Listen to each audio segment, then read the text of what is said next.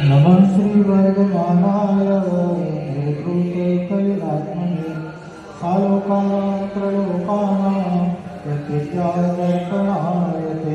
पुलिपंच परमेष्ठी भगवान की, अनंत परमेष्ठी भगवान की, मूलनाथ पार्श्वनाथ भगवान की, शांतिनाथ भगवान की, शशनायक महावीर भगवान की, ओमकेश्वर बाहुबली भगवान की, 24 तीर्थंकर भगवंतों की, आचार्य श्री कुंकुम गुरुदेव की, आचार्य श्री शंकर भट्ट जी स्वामी की, आचार्य गुरुदेव श्री देवानंद जी महाराज की, मम गुरुदेव श्री जयगिर जी महाराज की, समस्त आचार्यों की, तीर्थम नौपुर महाराजों की, द्वादशांगिर वाणी माता की, श्री रत्नकरण श्रावकाचार्य ग्रंथ की, जैन धर्म की,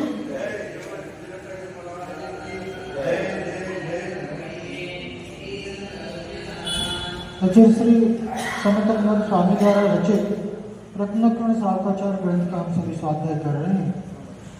और हमने सबसे पहले धर्म के बारे में जाना कि वो धर्म कैसा है।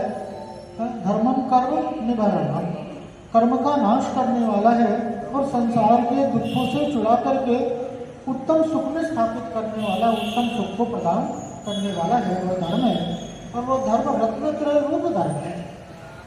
रत्नत्रय ही धर्म है। सम्यक दर्शन, सम्यक ज्ञान, सम्यक चारित्र धर्म, रत्नत्रय रूप धर्म।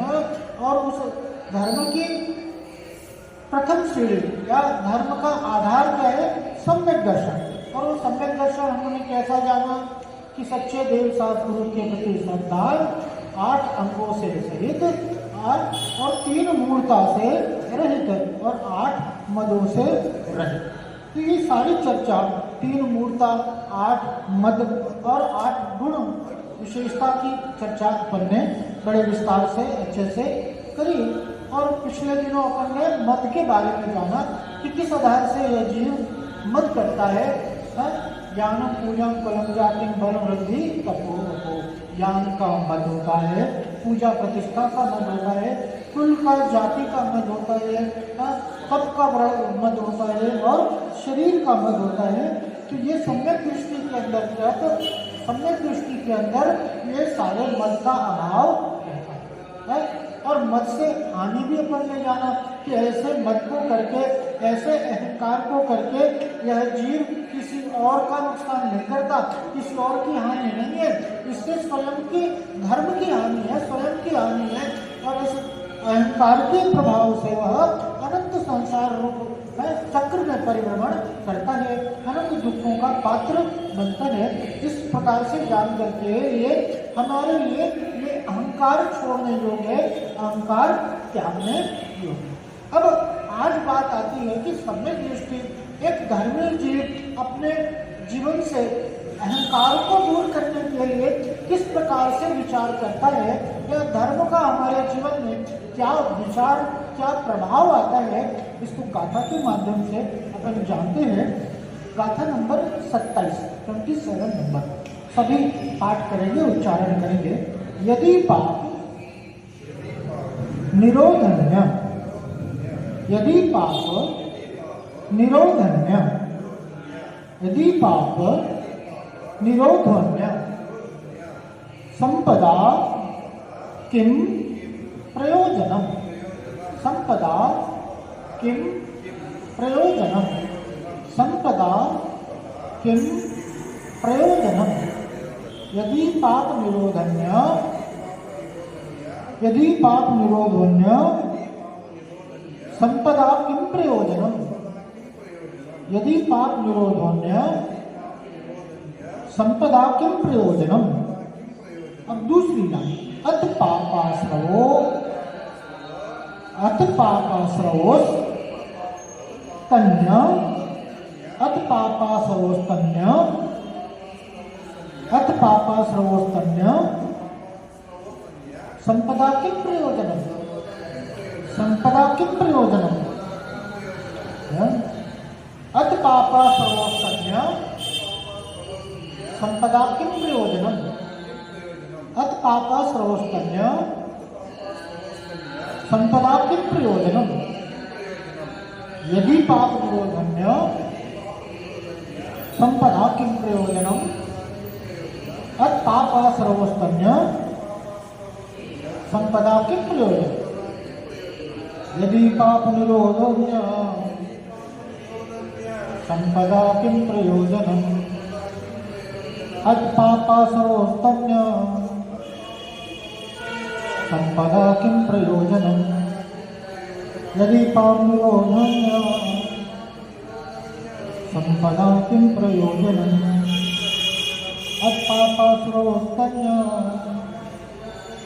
संपदा किं प्रयोजनम्। क्या कह रहे?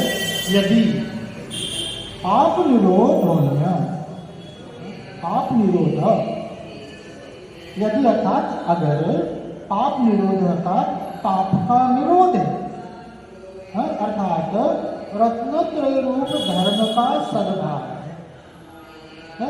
धर्म के सद्भाव में, धर्म की उपस्थिति में, धर्म के आचरण के फलस्वरूप क्या होता? पाप का निरोध होता, पाप का अभाव होता है, पाप रूप आचरण नहीं होता, पाप का उपार्जन नहीं होता।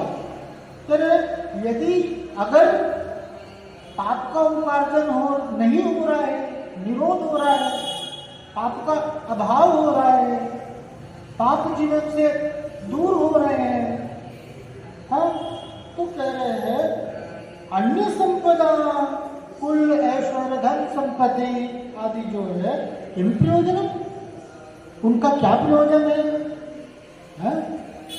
और इसके विपरीत अथ पापाश्रव, यदि पाप का आश्रम हो रहा है, यदि पाप का उपार्जन हो रहा है, यदि पाप का जीवन में आगमन हो रहा है या पाप रूप क्रिया हो रही है, तो क्या करे? अस्थि है तो अन्य संपदा किम प्रयोजन? अन्य संपदा का क्या प्रयोजन? यहां क्या करें? संपदा किम प्रयोजन? संपदा का क्या प्रयोजन है? संपदा का क्या औचित्य है?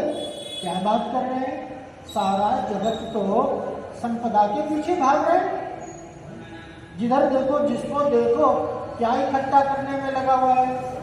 हाँ, अपनी संपत्ति को बढ़ाने में, संपत्ति इकट्ठा करने में, ऐश्वर्य आदि कमाने में लगा हुआ है। जितने झगड़े हो रहे हैं, जितने फसाद हो रहे हैं, किसके लिए हो रहे हैं?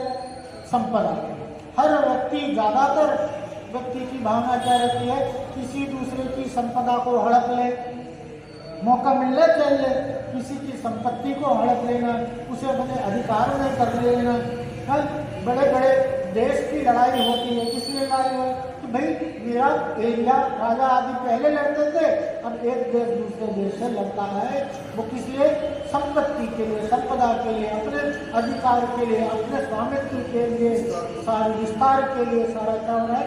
सारा झगड़ा फसाद हो रहा है। लेकिन यहाँ पर आचार्य क्या कह रहे हैं कि सम्यक दृष्टि जी, धर्मात्मा जी विचार करता है मेरे जीवन में संपदा का क्या औचित्य, संपदा का क्या अर्थ है?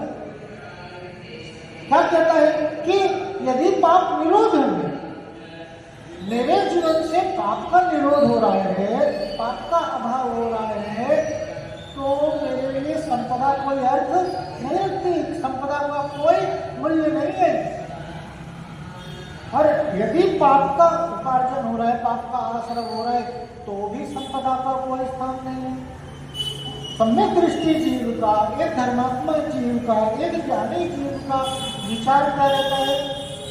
पाप का निरोध, क्योंकि उसके दुख का संबंध, उसके संसार परिभ्रमण का संबंध किससे है?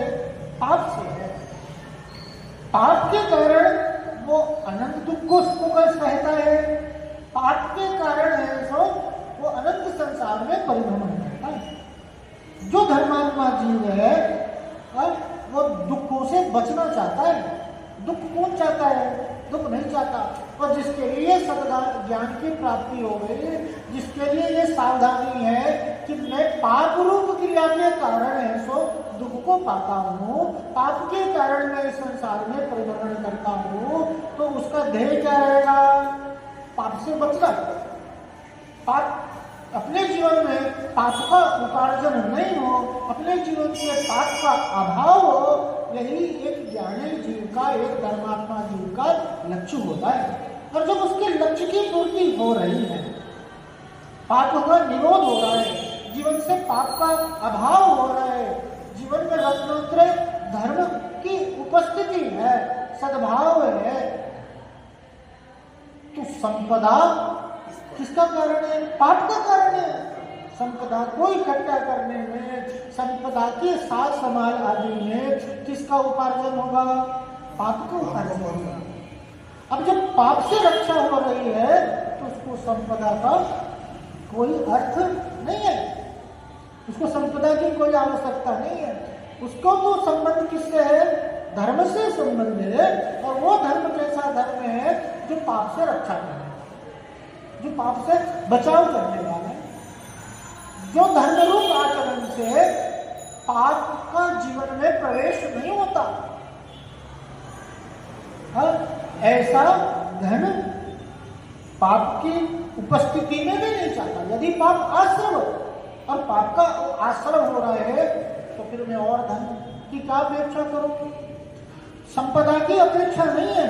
आप देखो सुभौम चक्रवर्ती है, और चक्रवर्ती 3 खंड का अधिपति, 3 खंड की संपदा उसके क्या काम की है? क्योंकि आयु समाप्त होते ही इस संपदा के फलस्वरूप वो नरक में जाने वाला है। जिस संपदा के परिणाम से, जिस संपदा के फलस्वरूप नरक निरोध जैसे दुखों का सहना हो, दुखों का कारण बने वो संपदा, ऐसी संपदा किसको स्वीकार होगी? यानी संपदा को स्वीकार नहीं करता, पाप से बचना चाहता है। पाप यदि पाप आश्रमो कन्या संपदा किम प्रयोजनम, यदि पाप निरोधो संपदा किम प्रयोजनम। इसी से मिलती जुलती एक युक्ति है। कहते हैं यदि पुत्र आज्ञाकारी है तो क्या कह रहे हैं? यदि पुत्र आज्ञाकारी है तो माता पिता के लिए धन कमाने की क्या आवश्यकता?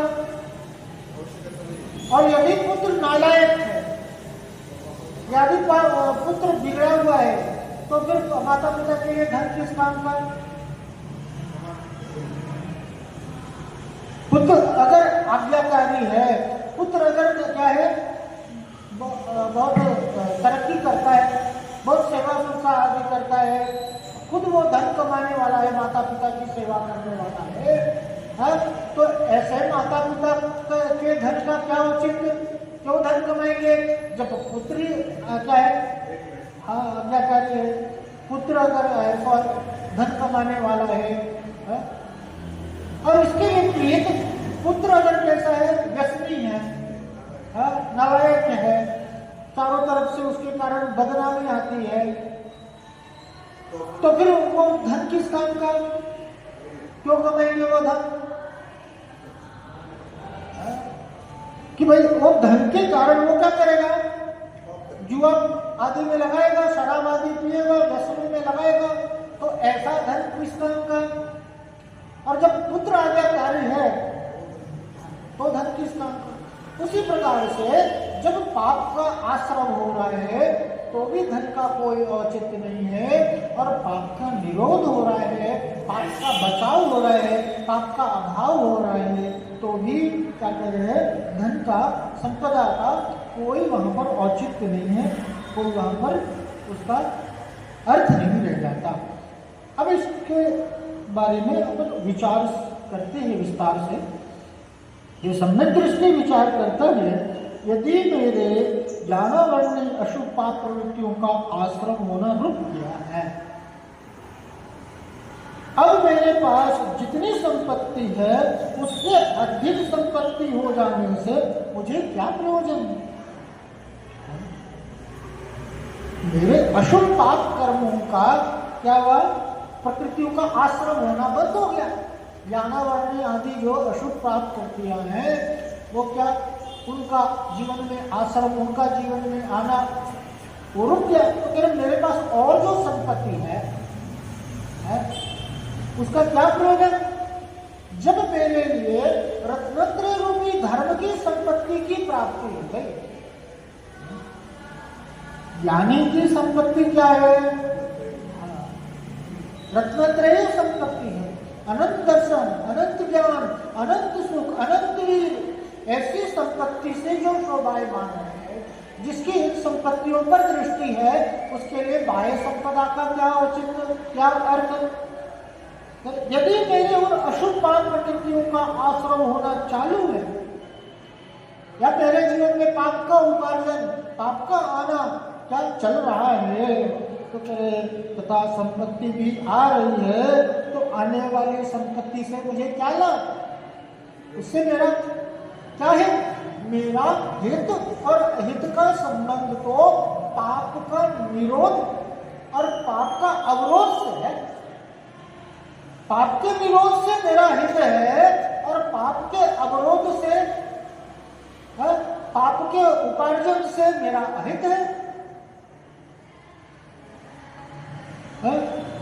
तो संपदा हित हित का कारण नहीं है, पाप का आना और पाप का रुकना ही अहित और हित का कारण है। इस जीव की त्याग रूप संयम रूप प्रवृत्ति द्वारा पाप का आश्रय होना यदि रुक गया है, तो अन्य इंद्रियों के विषयों की संपदा, राज ऐश्वर्य रूप संपदा हो गई, तो उस संपदा का प्रयोजन क्या सिद्ध होगा? क्या करें कि त्याग के द्वारा, संयम के द्वारा, धर्म रूप आचरण के द्वारा ये पाप क्या हो गया? रुक गया। पाप का आश्रय नहीं हो रहा है। तो कह रहे हैं कि जो इंद्रिय विषयों की संपदा है, इंद्रिय विषयों की सामग्री है, भोग सामग्री है, धन संपदा आदि है, राज्य है, ऐश्वर्य है, चारों तरफ पद प्रतिष्ठा आदि है, तो कह रहे उस संपदा का मेरे लिए क्या अर्थ, क्या प्रयोजन? आश्रम रुकने से तो निर्वाण संपदा, अहमिंद्र लोक की संपदा प्राप्त होती। पाप आश्रम रुकने से क्या वो मोक्ष रूपी संपत्ति प्राप्त होती, निर्वाण की प्राप्ति होती है। आश्रम रुकने से कर्मों का आना रुकना, आश्रम का निरोध होना, ये किसका कारण है? इसके फलस्वरूप क्या मिलेगा? मोक्ष मिलेगा, निर्वाण मिलेगा। और कह रहे अहमिंद्र लोक की संपदा, अहमिंद्र जैसे उत्तम उत्तम सुखों की प्राप्ति ये आश्रम के अभाव से होता है, पाप के अभाव से होता है। इस खाक धूल समान क्लेश भरी क्षणभंगुर संपदा से क्या प्रयोजन? ये कैसा है? राख के समान है सब। कहते हैं ना, जिसको कांच और कंचन में अंतर नहीं समझना, उसको कोई कांच हो चाहे कंचन हो, हीरा हो चाहे पत्थर हो, दोनों जिसके लिए समान है वही ज्ञानी है। जिसके अंदर में भेद आ रहा है, ये पत्थर है और ये हीरा है, वो अज्ञानी, वो हीरा में डूबा जाएगा। हीरा के चक्कर में क्या करेगा? संपदा के चक्कर में पाप का उपार्जन करेगा। तो यहाँ क्या कह रहे हैं कि ऐसे खाक रूप, ऐसे मिट्टी रूप संपदा के प्रति जो कैसा है? क्षणभंगुर है, नाशवान है, नष्ट हो जाने वाला है। तथा और जो संपत्ति आ भी रही है, तो कह रहे हैं कि क्लेश से भरी। भाई संपत्ति, संपदा किसका कारण है? अशांति का कारण है, क्लेश का कारण है। आपके पास में अभी गाड़ी नहीं थी, आज आपने क्या किया? नई गाड़ी, बढ़िया लाखों रुपए लगा करके और नई गाड़ी लेकर के आए। अब आप बताओ क्या हुआ कि अभी गैराज बनवाया नहीं है, गाड़ी बाहर खड़ी करनी पड़ी। गाड़ी बाहर खड़ी हुई है, नई की नई गाड़ी, रात भर नींद नहीं आएगी। 6 बार उठ करके देखेगा, कोई ले तो नहीं गया, कोई कुछ छेड़छाड़ तो नहीं कर रहा, कोई स्क्रैच तो नहीं लगा दिया। तो मन में क्या विचार था, क्या तय करके आया था कि इसके आने से मुझे सुख मिलेगा, इसके आने से शांति मिलेगी। मिला क्या? दुख। मिला क्या? अशांति।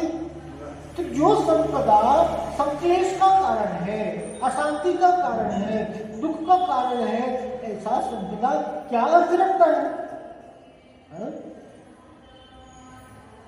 और क्या कह रहे हैं कि क्षणभंगुर संपदा से मुझे क्या प्रयोजन, नष्ट होने वाला है, सदाकाल रहने वाला नहीं। कितना भी इकट्ठा कर लो, कितना भी प्राप्त कर लो, उसकी मर्यादा है, उसका काल है। समय आते ही वो हमसे छिन जाने वाला है, दूर हो जाने वाला है, नष्ट हो जाने वाले हैं।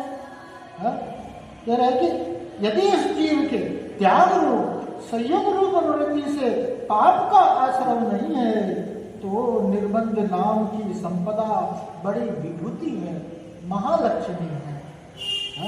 संयम के द्वारा, धर्म के द्वारा, त्याग के द्वारा अगर क्या हो रहा है, निर्बंध रूप अवस्था की बड़े पाप का आना, कर्मों का आना क्या है, बंधना, कर्मों से बंधना। बंधन कोई चाहता है क्या?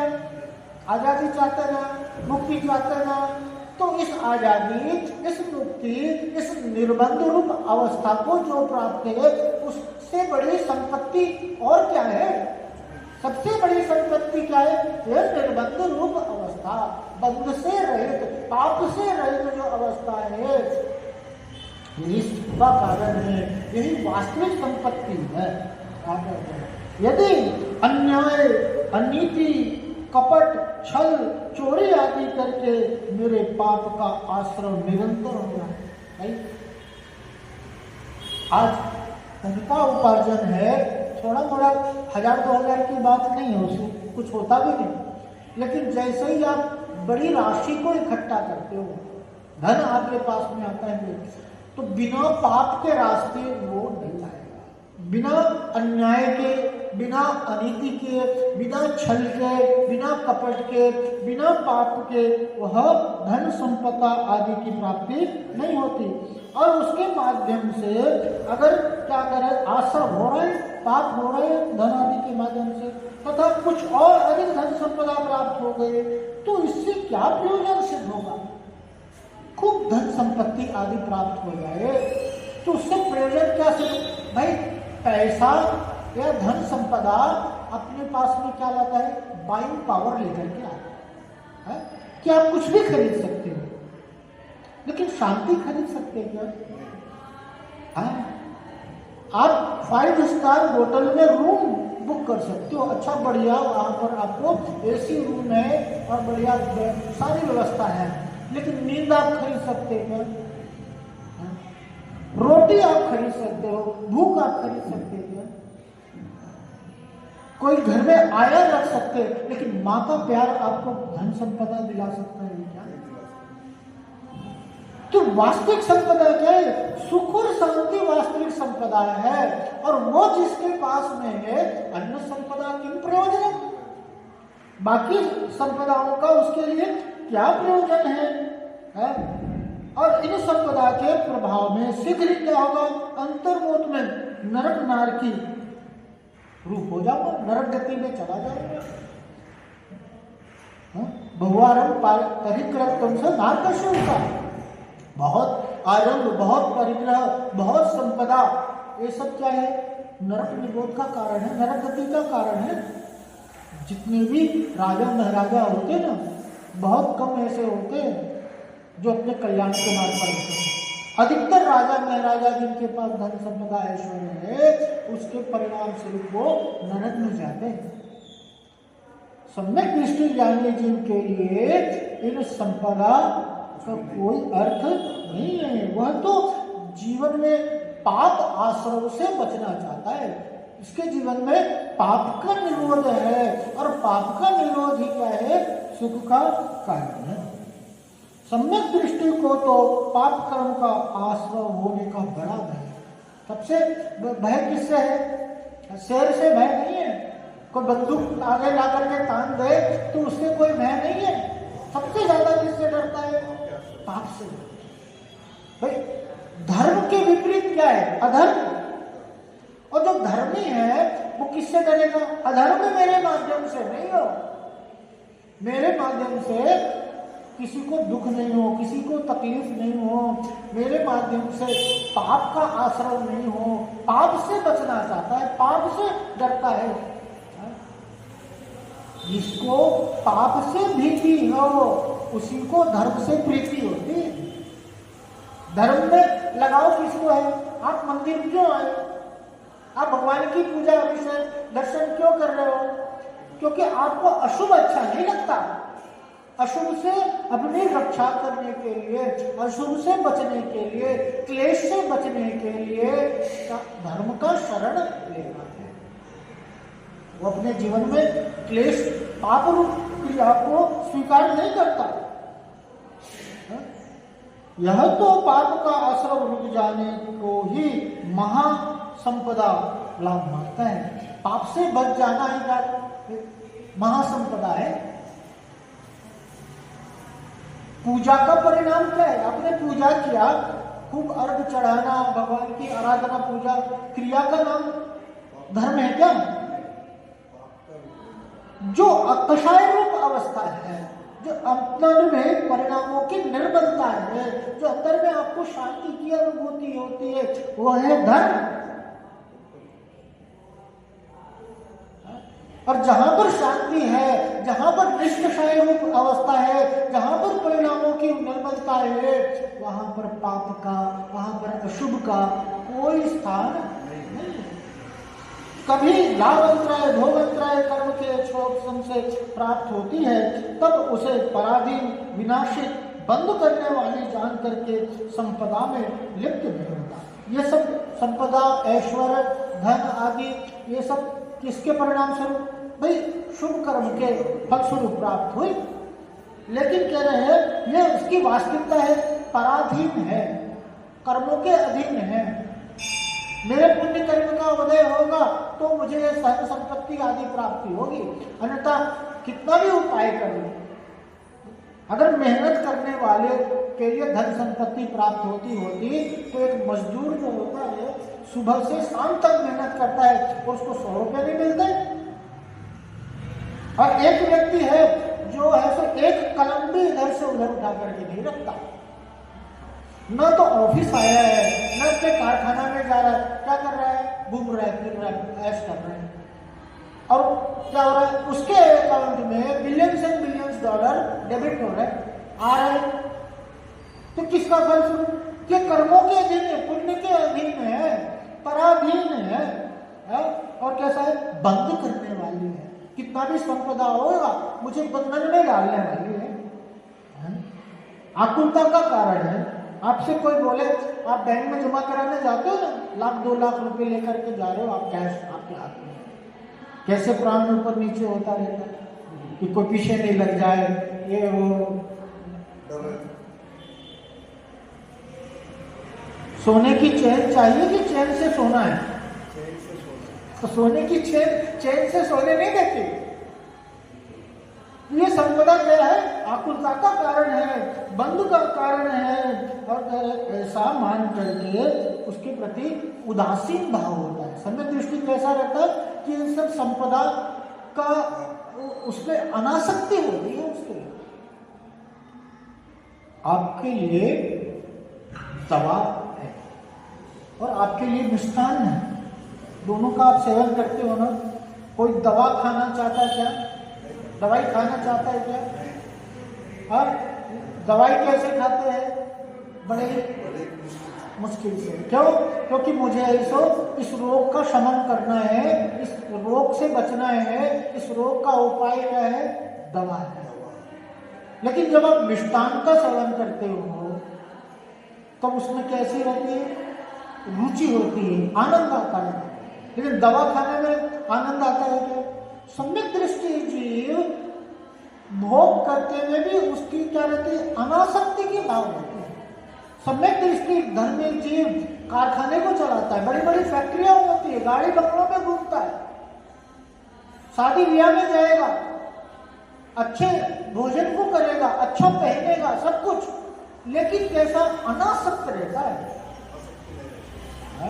उसके प्रति आसक्ति नहीं। एक चाव से उसे भोगना और एक क्या होता है? बचाव के लिए। भाई उसको धंधा पानी चलाना है, इसलिए उसको कारखाना जाना पड़ेगा। उसको अच्छा बढ़िया कपड़ा पहनना पड़ेगा, उसको 5 स्टार होटल में जाना होगा, लेकिन उसको उसके प्रति रुचि नहीं होती, जैसे दवा के प्रति रुचि नहीं होती। भरत चक्रवर्ती का बहुत अच्छा उदाहरण आता है। भरत चक्रवर्ती घर में भी वैराग्य, जैसे 3 लोक की संपदा है उनके पास,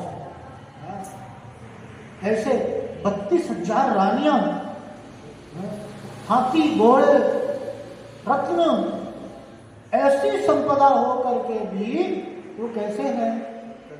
हाँ, जैसे कीचड़ के बीच में कमल होता है ना, जैसे कमल कीचड़ में रहता है लेकिन कीचड़ अलग रहता है और कमल कीचड़ में कमल लिप्त नहीं होता।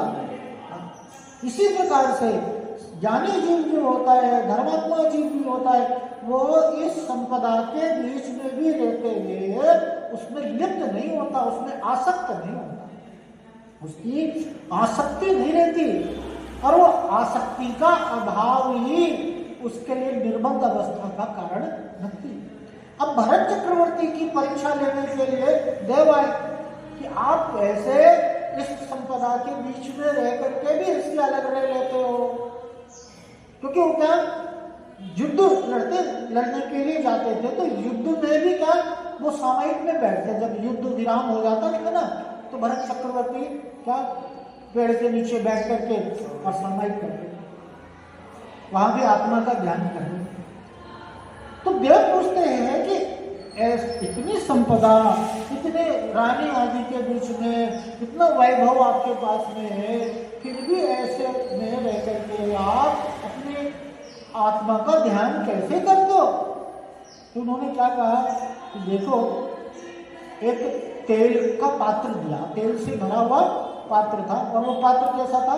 ऊपर तक भरा हुआ, माने एक बूंद की भी जगह नहीं थी, जरा सा भी अगर हिला ना तो अब उसका भरत चक्री क्या बोले कि तुम्हारे दोनों तरफ मेरे रक्षक हैं, सैनिक हैं, और दोनों के हाथ में नंगी तलवार है, और इस तेल के पात्र में से एक बूंद भी तेल ऐसा गिर जाए है तो ये दोनों आपके सर को अलग कर देंगे। अब आप जाओ और मेरी पूरी संपदा को देख करके आएगा, मेरा खजाना है, मेरे रत्न है, मेरी रानियां है, मेरा महल है, जितना भी मेरी संपदा है सब आप देख करके आ जाओ, लेकिन शर्त है इस पात्र में से एक भी बूंद अगर तेल गिरा तो आपका सर धड़ से अलग। और वो घूम करके आए और उनसे भरत चक्रवर्ती ने पूछा क्या देखा? बोले हमने तो कुछ भी नहीं, हमने घूम तो सब आए लेकिन हमें तो तेल दिख रहा था। हमें क्या दिख रहा था? तेल दिख रहा था। उसी प्रकार से एक सम्यक दृष्टि ज्ञानी जीव किसे जानता है? निरंतर है सो अपनी आत्मा को जानता है। पनिहारिन बातें करें खूब मचाए शोर, पर रहता है मन सदा गगरी की ओर। गाँव में पहले के समय माता बहनें नदी से, बावड़ी से पानी लेकर के आती थी भर करके। आज के जैसा नहीं घर घर है सो वो जल सेवा चालू हो गई, घर पे ही आता है पानी। जाते थे कुएं पर, बावड़ी पर 1-1 किलोमीटर दूर, 1.5 किलोमीटर दूर ऐसे जाते थे। वो कैसे आपने देखा वो घर में पेंटिंग लगी रहती है अभी भी, क्या वो पनिहारन किसी एक गगरी, दूसरी, तीसरी, चौथी, ऐसे गगरी पर गगरी जमी हुई है और कमर पर हाथ रख करके और ऐसे सहेलियां आपस में बात करती आती है, हंसी ठिठोली करती हुई। तो देखने वाला क्या बोलता है कि यार हंसी मजाक कर रही है, बातें कर रही है, अभी जरा से में पूरा का पूरा मटका गिर जाए। लेकिन क्या रहता है? पर रहता है मन सदा गगरी की ओर। ध्यान का, भले ही बातें कर रही है, सब कर रही है, दुनिया भर की पंचायती चल रही है, लेकिन ध्यान कहाँ है? गगरी की ओर। आप कार चलाते हो और पूरी फैमिली के साथ आप बैठ करके कहीं जा रहे हो और बच्चे ने पूछा कि पापा पानी देना, तो डैशबोर्ड में से पानी की बोतल भी निकाल करके दे रहे हो, किस बातें भी कर रहे हो, सब कर रहे हो, लेकिन आपका ध्यान कहाँ है? स्टीयरिंग पर ध्यान है। जरा सा स्टीयरिंग कंट्रोल मिस हुआ तो क्या होगा? एक्सीडेंट ऐसे ही एक धर्मात्मा जी इन संपदा के बीच में भी रहते हुए भी, इन वैभवों के बीच में रहते हुए भी वह अपने स्वरूप की ओर दृढ़ रहता है। उसका लक्ष्य किसकी ओर रहता है? अपनी आत्मा को सदा जानता देखता है। और जो अपनी आत्मा को सदा जानता देखता है, उस आत्मा का ध्यान करता है, उसके जीवन में पाप रूप आश्रव नहीं होता।